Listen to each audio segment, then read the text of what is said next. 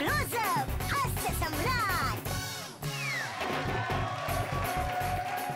ब्रेकनंतर पुन्हा एकदा सुरू करूया आपला आगळा वेगळा खेळ ज्याचं नाव आहे क्लोजअप हास्य सम्राट. आता हसा मराठीत. आता येत आहेत पुढचे स्पर्धक जे सांगणार आहेत तुम्हाला विनोदी गोष्टी ज्यांचं नाव आहे अजित कुमार कोष्टी.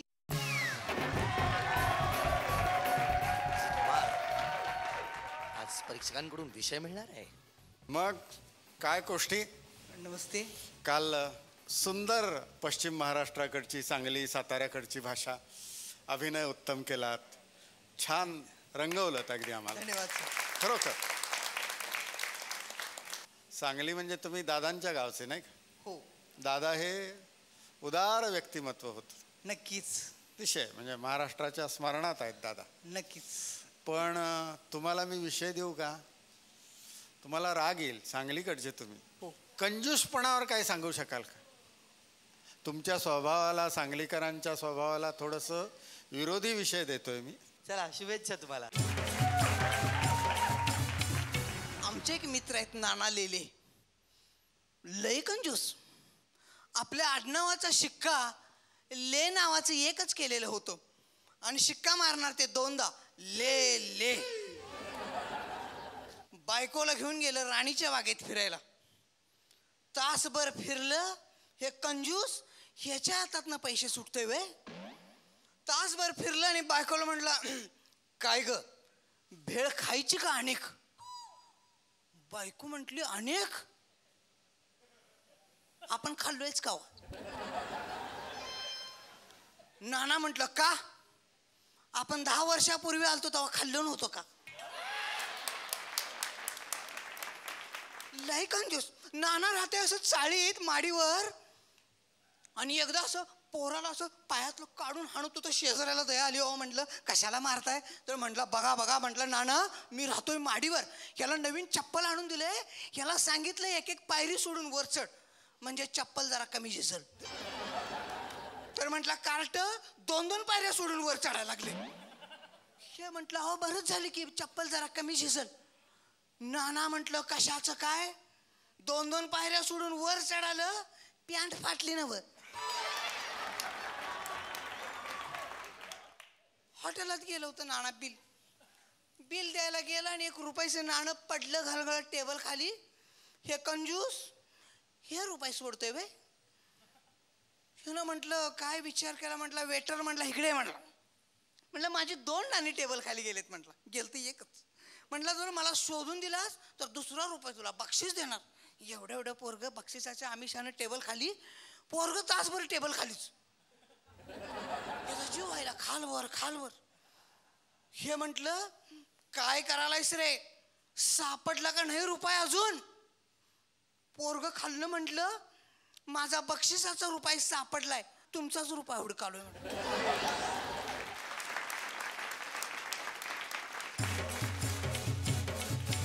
बोला. चांगला परफॉर्मन्स होता. मजा आली. अवे आता गुण किती मिळतायत? खो खो मिळालेत मकरंदाकडून. आता कोकण खो खो. धन्यवाद. तर बोलूया आपल्या पुढच्या स्पर्धकाला विजय कुमार चव्हाण. नमस्कार. नमस्कार. काय टेन्शन मेन्शन काही नाही नाही टेन्शन नाही. काय नाही बिंदास. बरं चव्हाण साहेब, बोला साहेब. काल माझ्या असं लक्षात आलं की तुम्ही परफॉर्मर उत्तम आहात. तुम्ही काल ते कोकणातलं बरंच काय काय सांगत होतात ना कॅरेक्टर्स तसे. तर मासळी बाजारात तुम्ही ये जा करतच असाल की? प्युअर नॉनव्हेज आहे मी त्यामुळे मला. वा वा वा. आणि कोकणातले म्हणल्यानंतर तर मासा पाहिजेच. पाहिजे. मासळी बाजार आमच्या समोर उभा करावा. बरं नक्की. वा चला शुभेच्छा तुम्हाला. थँक्यू.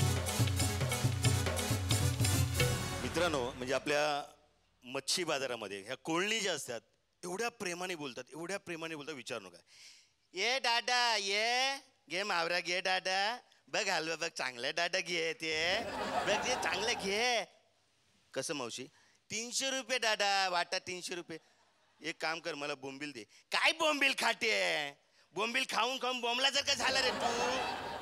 घे घे हलवा घे, कमी पैसे रे, घे. बरं काप. मावशी ते डोकं नको. अरे दादा डोकी खायची, तुझ्या बायकोला आवडते डोकी. बायकांना डोकी खायला आवडते दादा, नवऱ्याची नाही तर मावऱ्याची. आणि असंच तिकडे बेवडा गेला बाजारात आणि एक सुंदर कोळणी होती आणि त्या कोळणीला बघून तो बोलतोय, ए क्या बोलती तू? काय बोलू दादा, कान नंद नाही बे, का गिऱ्हाईक नाही. सुन बोल, ऐकते बोल. आती क्या खंडाला, तुझ्या आग लागली तोंडाला रे मोडत्या. कोयता बघितला काय कोयता? आता बाजारामध्ये हेमंत कुमार गेले, आपले हिंदी चित्रपटातले प्लेबॅक सिंगर, बंगाली, त्यांनाही मच्छी आवडते, ते बाजारात गेले. ए मावशी भालो असा? दादा भालो कुठली मच्छी दादा? हलवा आहे, पापलेट आहे. भालो म्हणजे कशी आहे? आम्ही बंगाली दादा, बंगाली नाही येते मला. आता युपीची भाषा समजते आम्हाला. आणि दादा मावशी, आम्ही तुमचं कोळी गीत गायलं होतं, फार सुपरहिट झालं होतं. कुठलं ते दादा? वल्लव रे नकवा हो वल्लव रे रामा, वल्लव रे नकवा हो वल्लव रे रामा. मी डोलकर डोलकर डोलकर दर्याचा राजा, बर पाण्यामंदी बंदराला करता ये जा. हे मावशी हे गाणं काय दादा, चांगलं गाणं ते. आम्ही लहानपणी रात्री झोपताना ऐकायचे. आता दादा तुला काय पाहिजे ना ते गाण्यामध्ये माग. हे मावशी मला हलवा तू दे, हलवा नाही तर पापलेटे. हे मावशी मला हलवा तू दे, हलवा नाही तर पापलेटे. 300 रुपये जोडी आहे दादा, 300 रुपये. हे तर महाग आहे, बोंबील तू दे मला, बोंबील नाही तर बांगडा तू दे मला, बोंबील नाही तर बांगडा तू दे मला. ए मावशी मला बांगडाच दे, हे मावशी मला बांगडा दे, बांगडा दे, बांगडा दे. काय छान गायलं दादा, तू सगळी मच्छी घेऊन जा. आम्ही कोहलीचं मन दर्यासारखं असतंय. Thank you very much. ती कोळीण म्हणते मला, आम्हाला युपी वाल्यांची भाषा समजू लागली आता. यातली जी गंमत होती, जो विनोद होता तो खणखणीत होता.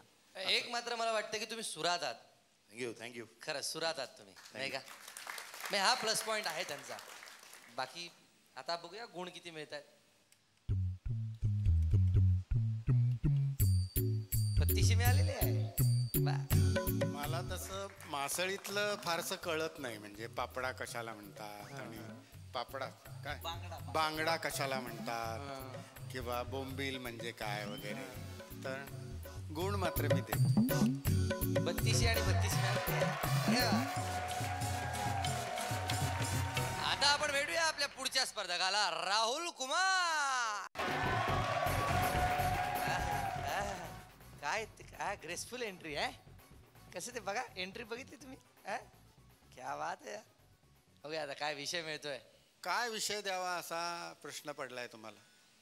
कल्याणच्या स्टेशनातनं बाहेर पडलं तिथंच सबंध ते एक एसटी आत येत असते, एक एसटी बाहेर जात असते. बापरे, कोण मुरबाडकडे जाते आणि सगळं कुणी नाशिककडे जाते, भिवंडीकडे जाते. असा नुसता एसटीचा तो संबंध घेराव पडलेला असतो. ते एसटी स्टँडवरच्या काही गमती सांगता आल्या तर प्रयत्न करतो.